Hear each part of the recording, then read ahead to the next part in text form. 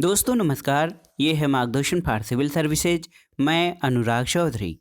दोस्तों आज की वीडियो में प्रस्तुत है विभिन्न प्रतियोगी परीक्षाओं के लिए उपयोगी और महत्वपूर्ण जीएस दृष्टि कंप्यूटर आधारित प्रमुख प्रश्नों का संकलन, जिसमें आप कंप्यूटर क्या है, भारत में कंप्यूटर का विकास, कंप्यूटरों के प्रकार या वर्गीकरण, कंप्यूटर के प्रमुख भाग, कंप्यूटर की पीढ़ियाँ यानी जनरेशन और उनकी विशेषताएं, कंप्यूटर सॉफ्टवेयर प्रोग्रामिंग भाषा और अंत में कंप्यूटर नेटवर्क के प्रमुख प्रकारों पर आधारित महत्वपूर्ण परीक्षोपयोगी प्रश्नों को पढ़ेंगे। तो आइए शुरू करते हैं आज का वीडियो।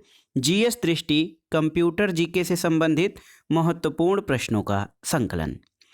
दोस्तों सबसे पहले हम जानेंगे कंप्यूटर किसे कहते हैं। दोस्तों वर्तमान युग कंप्यूटर और सूचना प्रौद्योगिकी का युग है और इंफॉर्मेशन टेक्नोलॉजी में कंप्यूटर और इंटरनेट का बहुत अधिक महत्व है। सबसे पहले जानते हैं कंप्यूटर क्या है। दोस्तों कंप्यूटर, जिसको हिंदी में संगणक कहा जाता है, ये आंकड़ों को प्रोसेस करने वाला यंत्र है।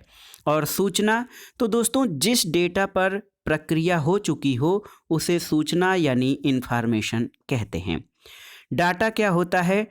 दोस्तों डाटा असिद्ध तथ्य, अंक और सांख्यिकी का समूह होता है जिस पर प्रक्रिया करने से अर्थपूर्ण सूचना प्राप्त होती है। तो डाटा जो है वो असिद्ध तथ्य, अंक और सांख्यिकी का समूह होता है जिस पर प्रोसेसिंग करने से अर्थपूर्ण सूचना प्राप्त होती है। कंप्यूटर की शब्दावली में एक वर्ड यूज होता है दोस्तों, बाइट। तो बाइट क्या है?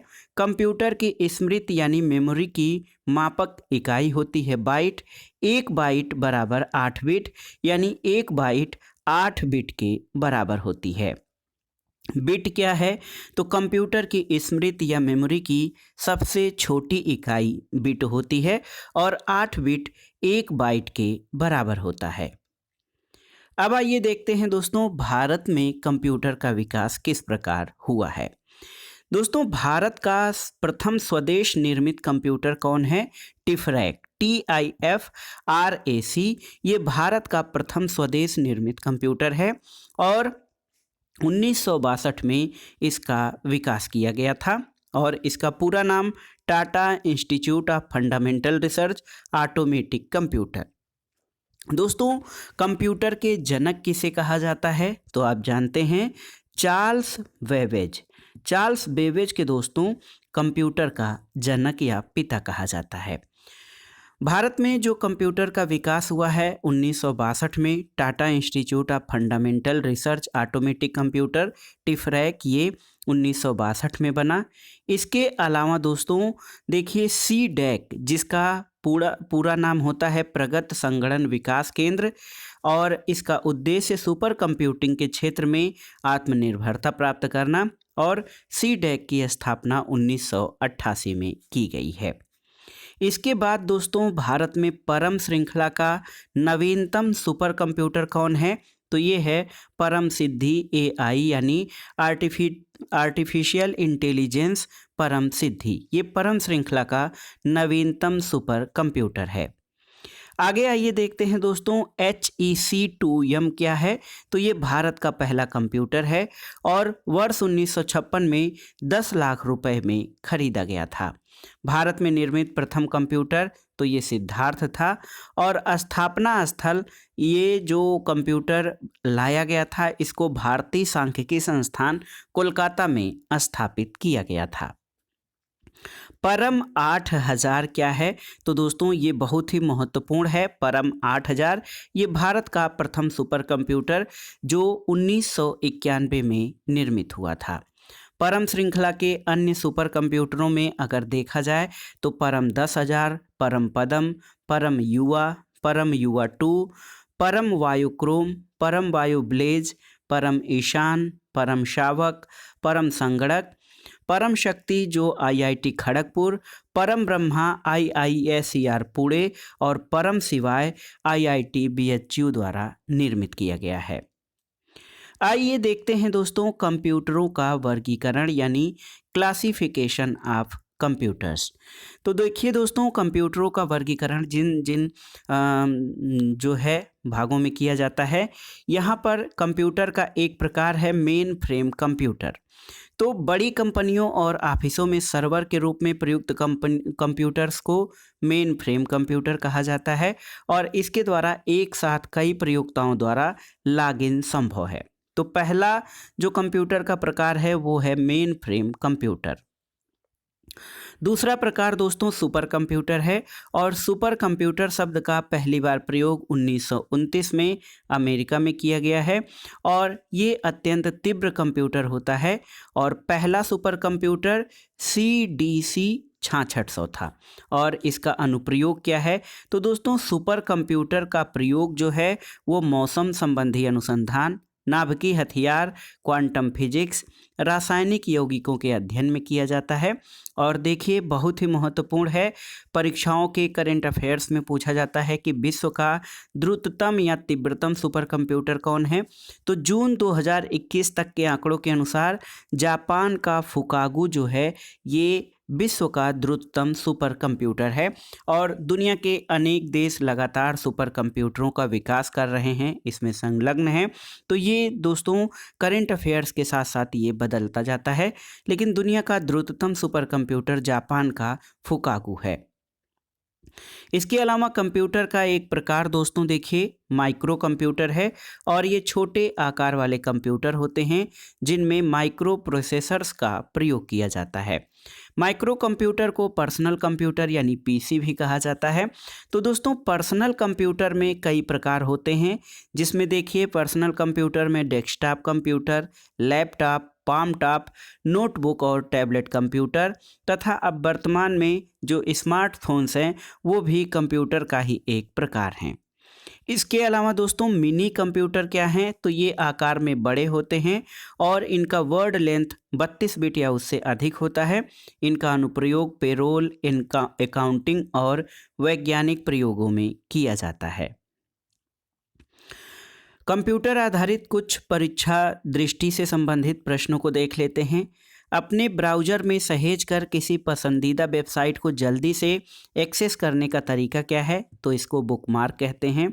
MS-DOS का सर्वप्रथम विमोचन जिस वर्ष हुआ था तो ये वर्ष था 1981 और कीबोर्ड केबल को कंप्यूटर के जिस पोर्ट में लगाते हैं इसको दोस्तों USB पोर्ट कहते हैं। एक प्रश्न है आपके लिए कि USB का फुल फॉर्म क्या होता है, आपको बताना है। आइए देखते हैं दोस्तों कंप्यूटर के प्रमुख भाग। हम जो कंप्यूटर चलाते हैं या जो कंप्यूटर हमारे द्वारा संचालित किया जाता है उसके प्रमुख भाग कौन कौन से होते हैं? तो ये टेक्निकल लैंग्वेज है दोस्तों, इनपुट यूनिट होता है। इसके अलावा सबसे महत्वपूर्ण कंप्यूटर में सेंट्रल प्रोसेसिंग यूनिट यानी CPU होता है।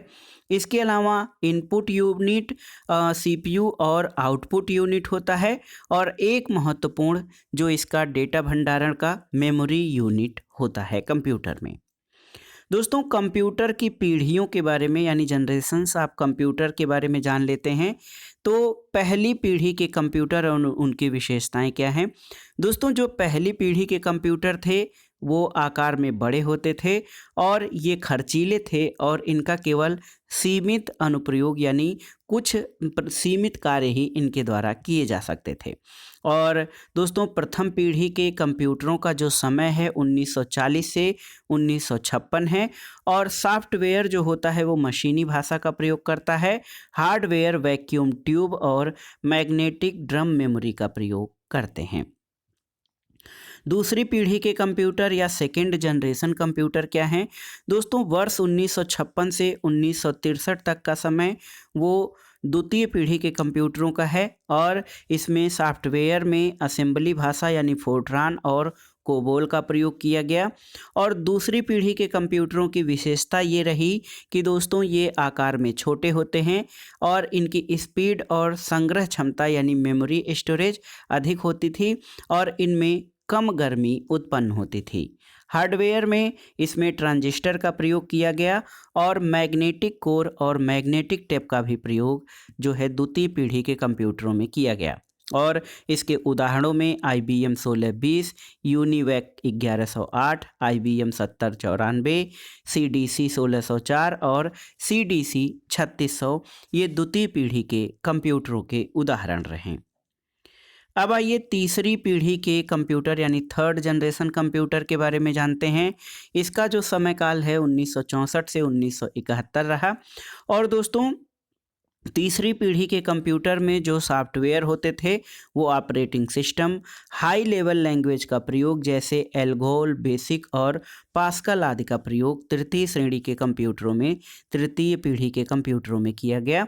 और तृतीय पीढ़ी के कंप्यूटरों की विशेषता ये रही कि इनका आकार छोटा और ये डॉक्यूमेंटेशन में प्रयोग किए जाने लगे। तृतीय पीढ़ी के कंप्यूटरों में जो हार्डवेयर है वो इंटीग्रेटेड सर्किट यानी एकीकृत परिपथ का प्रयोग किया गया और आईसी की खोज जैक किल्बे द्वारा की गई थी। और तृतीय पीढ़ी के कंप्यूटर आईसी और आईसी पर आधारित होता था इनका हार्डवेयर, जिसमें उदाहरण के रूप में मिनी कंप्यूटर, IBM 360 सीरीज और TDC 316 ये तृतीय पीढ़ी के कंप्यूटरों के उदाहरण हैं। चौथी पीढ़ी के कंप्यूटर दोस्तों इनका जो समय है वो 1971 से वर्तमान तक है। और चौथी पीढ़ी के कंप्यूटर जो है इनमें सॉफ्टवेयर में दोस्तों डेटाबेस सॉफ्टवेयर, स्प्रेडशीट सॉफ्टवेयर और ग्राफिकल यूजर इंटरफेस का प्रयोग किया गया। और इनकी विशेषता ये रही कि चौथी पीढ़ी के कंप्यूटर बहुत तेज़ गति और कम मूल्य में उपलब्ध हैं और हार्डवेयर में very large scale integrated circuit यानी VLSI का प्रयोग किया गया। और इसमें माइक्रो प्रोसेसर और सेमीकंडक्टर पदार्थ की मेमोरी यूज की जाती है। इसके उदाहरणों में माइक्रो कंप्यूटर, डेक 10 और स्टार 1000 शामिल हैं। पांचवी पीढ़ी के कंप्यूटर दोस्तों वर्तमान और उससे आगे का जो समय है ये पांचवी पीढ़ी के कंप्यूटरों का है। और सॉफ्टवेयर के रूप में इसमें AI यानी आर्टिफिशियल इंटेलिजेंस, हाई लेवल भाषा और इंटरनेट और मल्टीमीडिया का प्रयोग होता है। विशेषता ये है कि जो पांचवी पीढ़ी के कंप्यूटर हैं दोस्तों ये अत्यंत छोटे हैं आकार में, इनकी गति बहुत तीव्र है और इनका उपयोग आसान है और ये बहुआयामी यानी मल्टी डायमेंशनल यानी कई प्रकार के कार्यों के लिए उपयोग किए जाते हैं। हार्डवेयर में इंटरनेट, ऑप्टिकल डिस्क और समानांतर प्रोसेसिंग का प्रयोग किया जाता है, जैसे notebook, palm top, super computer, desktop और लैपटॉप ये पांचवी पीढ़ी के कंप्यूटर्स के उदाहरण हैं। आइए देखते हैं दोस्तों कंप्यूटर के प्रमुख भाग जिनसे कि कोई कंप्यूटर बनता है। तो सबसे महत्वपूर्ण भाग है इसका CPU यानी सेंट्रल प्रोसेसिंग यूनिट। दोस्तों CPU जो है इसके प्रमुख भाग में कंट्रोल यूनिट होता है और अर्थमेटिक और लॉजिक यूनिट यानी CU और ALU ये CPU के भाग होते हैं। और CPU को कंप्यूटर का मस्तिष्क यानी दिमाग कहा जाता है। और CPU का कार्य क्या है? डेटा की प्रोसेसिंग करना। दूसरा जो है इनपुट यूनिट। तो दोस्तों इनपुट यूनिट क्या होता है? ये जो आपको चित्र दिखाई दे रहे हैं, कीबोर्ड, माउस और पेन, ये सारी चीज़ें इनपुट यूनिट के रूप में प्रयोग की जाती हैं। इनपुट युक्तियाँ ऐसी युक्तियाँ हैं जिनका प्रयोग डेटा और निर्देशों को कंप्यूटर में प्रविष्ट कराने के लिए किया जाता है। और इसके उदाहरण में देखिए, आप देख सकते हैं keyboard, mouse, scanner, track ball और लाइट पेन ये सभी महत्वपूर्ण इनपुट डिवाइसेज हैं। और एक प्रश्न भी इस पर बनता है, कई सारे ऑप्शन दे दिए जाते हैं और उसमें पूछा जाता है कौन इनपुट युक्ति है कंप्यूटर की। तो keyboard, mouse, scanner, track ball और लाइट पेन आदि ये कंप्यूटर की महत्वपूर्ण इनपुट डिवाइस हैं। आउटपुट डिवाइसेज क्या होती हैं? तो दोस्तों यहाँ पर आप देख सकते हैं ये चित्र में जो है आउटपुट डिवाइसेज दिखाए गए हैं और ऐसी युक्तियाँ जिनसे संगणना के परिणाम प्रयोक्ता तक पहुँचते हैं उनको आउटपुट युक्तियाँ कहते हैं। और इसमें प्रिंटर, प्लॉटर, मॉनिटर और LCD ये सभी महत्वपूर्ण आउटपुट जो है कंप्यूटर के कहे जाते हैं। मेमोरी यूनिट बहुत ही महत्वपूर्ण होती है। मेमोरी यूनिट कंप्यूटर का वह भाग है जिसके द्वारा सूचनाओं और अनुदेशों का भंडारण और पुनरुद्धरण किया जाता है। और मेमोरी यूनिट दो प्रकार की होती है, एक तो इंटरनल मेमोरी और दूसरा एक्सटर्नल यानी आंतरिक और बाह्य मेमोरी। और कंप्यूटर की मेमोरी या क्षमता का मापन किस आधार पर किया जाता है? तो दोस्तों इसके लिए जो इकाइयां हैं बाइट, मेगाबाइट, किलोबाइट, गीगाबाइट और टेराबाइट होती हैं। और एक बाइट दोस्तों 10⁻³ किलोबाइट के बराबर होता है। बाह्य स्मृति क्या है? तो दोस्तों बाह्य स्मृति या एक्सटर्नल मेमोरी को सेकेंडरी मेमोरी भी कहा जाता है। और ऐसी युक्तियां जो कंप्यूटर भंडारण के लिए बाहर से प्रयोग की जाती हैं, जैसे hard disk, floppy disk, CD ROM, DVD, pen drive और ब्लू रे डिस्क, ये बाह्य स्टोरेज के उदाहरण हैं, कंप्यूटर के बाह्य मेमोरी के उदाहरण हैं। इसके अलावा दोस्तों बहुत ही महत्वपूर्ण है हार्ड डिस्क, जो प्रयोग में आता है शब्द, ये एक से अधिक डिस्क का संकलन होता है और ट्रैक और सेक्टर में विभाजित होता है। डीवीडी क्या है? तो डीवीडी दोस्तों ऑप्टिकल स्टोरेज डिवाइस होता है और इसकी संग्रहण क्षमता सीडी यानी कॉम्पैक्ट डिस्क से अधिक होती है। इसके उदाहरण में डीवीडी-आर, डीवीडी-आर-डब्ल्यू और ये सभी इसके उदाहरण हैं। पेन ड्राइव क्या है दोस्तों? पेन ड्राइव को यूएसबी फ्लैश ड्राइव भी कहा जाता है और डेटा संग्रहण युक्तियों में सबसे लोकप्रिय डिवाइस जो है ये पेन ड्राइव होती है। और हम में से प्रत्येक के पास एक आध दो पेन ड्राइव अवश्य ही होते हैं अपने डेटा को सुरक्षित रखने के लिए। इंटरनल मेमोरी और उसके प्रकार क्या क्या हैं? तो दोस्तों रैम और रोम आप जानते हैं। रैम क्या है? तो इसका पूरा नाम रैंडम एक्सेस मेमोरी होता है और इसका कार्य ये है कि जिन प्रोग्रामों और सूचनाओं की प्रोसेसिंग का कार्य कंप्यूटर कर रहा होता है उसे कंप्यूटर की स्मृति में धारण करना रैम का कार्य होता है। रैम दोस्तों अस्थायी मेमोरी होती है और संग्रहित डाटा कंप्यूटर बंद होने पर नष्ट हो जाता है। दूसरा प्रकार है मेमोरी का, वो है रोम यानी नॉट वोलेटाइल मेमोरी, जिसको रीड ओनली मेमोरी कहा जाता है और इसका कार्य कंप्यूटर को बेसिक इनपुट आउटपुट डिवाइस का संग्रहण करना है। रोम का विशेषता क्या है दोस्तों? रोम जो है ये मेमोरी में भंडारित डेटा या अनुदेश को सिर्फ पढ़ा जा सकता है, हटाया नहीं जा सकता है।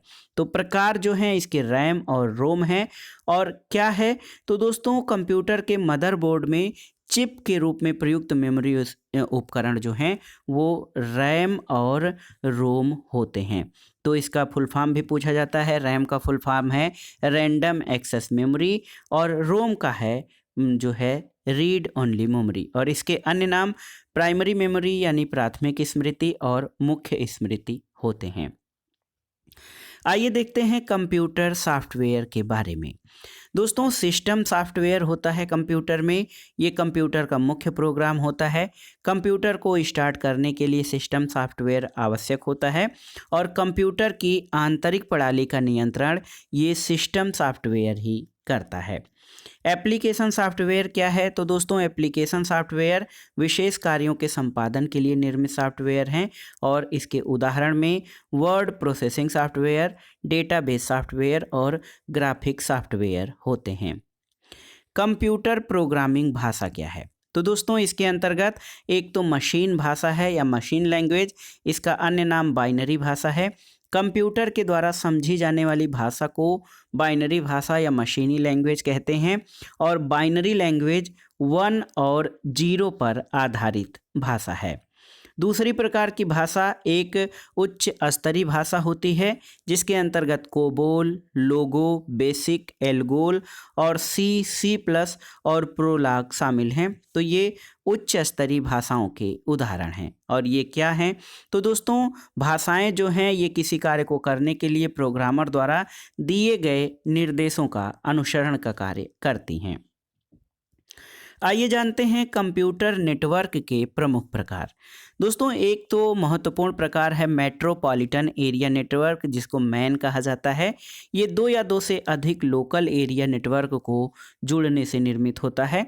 तो तो देखिए 2 या 2 से अधिक लोकल एरिया नेटवर्क को जुड़ने से मैन यानी मेट्रोपॉलिटन एरिया नेटवर्क विकसित होता है और एक शहर की सीमा में ये स्थित होता है और इसमें राउटर, स्विच और हब्स आदि उपकरण प्रयोग होते हैं। वर्ल्ड वाइड वेब यानी WWW, तो दोस्तों इसकी खोज टिम बर्नर्स-ली द्वारा 1989 में की गई थी और 23 अगस्त 1991 को इसको सार्वजनिक रूप से उपलब्ध करा दिया गया था। तो वर्ल्ड वाइड वेब WWW जो कि हमारे सभी वेबसाइट्स के पहले लगाया जाता है, इसकी खोज टिम बर्नर्स-ली द्वारा 1989 में की गई थी और इसका उदाहरण इंटरनेट नेटवर्क होता है। दोस्तों नेटवर्क का दूसरा प्रकार है लोकल एरिया नेटवर्क, जिसको शार्ट में लैन कहा जाता है।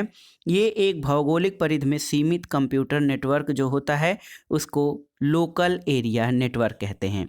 घर, ऑफिस या भवनों में प्रयुक्त नेटवर्क को लैन कहा जाता है। दोस्तों वाइड एरिया नेटवर्क, तो बड़ी भौगोलिक परिधि में विस्तृत नेटवर्क को वाइड एरिया नेटवर्क कहते हैं और जो हमारा इंटरनेट होता है ये वाइड एरिया नेटवर्क का उदाहरण है। अंत में हम कंप्यूटर से संबंधित कुछ महत्वपूर्ण तथ्यों को देख लेते हैं। डेटा कम्युनिकेशन के लिए नियमों का सेट क्या कहलाता है, तो इसको प्रोटोकॉल्स कहते हैं। अवांछित ईमेल को क्या कहा जाता है, तो दोस्तों स्पैम कहते हैं अवांछित ईमेल को। वेब कॉलर का अन्य नाम क्या है, तो इसको वेब स्पाइडर कहते हैं। फायरवॉल का प्रयोग किससे बचाता है, तो दोस्तों फायरवॉल का प्रयोग संचार नेटवर्क में अनधिकृत आक्रमण से बचाता है। कंप्यूटर में शब्द की लंबाई मापी जाती है, तो इसके मापन की इकाई बिट्स है। ईथरनेट किसका उदाहरण है, तो लैन यानी लोकल एरिया नेटवर्क का उदाहरण है ईथरनेट। इंडेक्स होल किससे संबंधित है, तो ये फ्लॉपी डिस्क से संबंधित है। और देखिए दोस्तों अंतिम प्रश्न इस वीडियो का, डक डक गो क्या है, तो डक डक गो एक सर्च इंजन है और आप जानते हैं दोस्तों गूगल इस समय वर्तमान में सबसे ज़्यादा जो है प्रयोग किया जाने वाला सर्च इंजन है। डक डक गो भी इसी की तरह एक सर्च इंजन है। तो दोस्तों ये था आज का वीडियो। सभी परीक्षाओं के लिए उपयोगी और महत्वपूर्ण कंप्यूटर आधारित महत्वपूर्ण प्रश्नों का संकलन जो आपके आगामी विभिन्न परीक्षाओं के लिए बहुत ही उपयोगी है। आप इन प्रश्नों को तैयार कर लीजिएगा। वीडियो आपको कैसा लगा हमें कमेंट बॉक्स में ज़रूर बताइएगा। वीडियो को लाइक करें, शेयर करें और इस चैनल मार्गदर्शन फॉर सिविल सर्विसेज को सब्सक्राइब करें। वीडियो देखने के लिए धन्यवाद दोस्तों। नमस्कार।